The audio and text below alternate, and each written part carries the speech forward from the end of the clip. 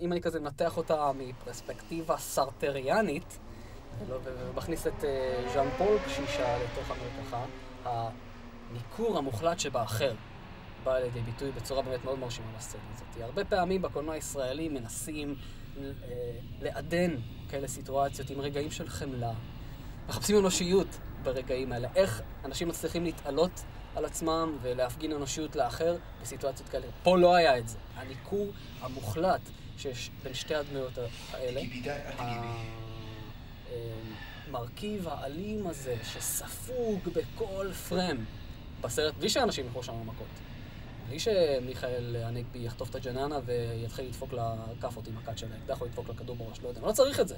זה הקטע הכי מגניב בסיטואציה הזאת. זה אחד הדברים הכי מגניבים בסצנה הזאת. שלא צריך ללכת מכות, אף אחד לא צריך להחטיף לאף אחד מכות בשביל שהאלימות תהיה כל כך נוכחת.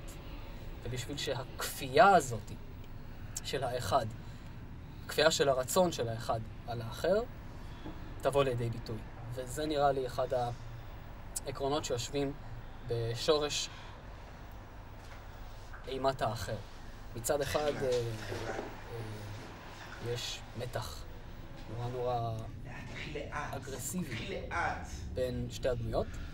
מצד שני, אתה כן מצפה שיהיה שם איזשהו, שבסופו של דבר משהו שם יקרה שיגרום לצופה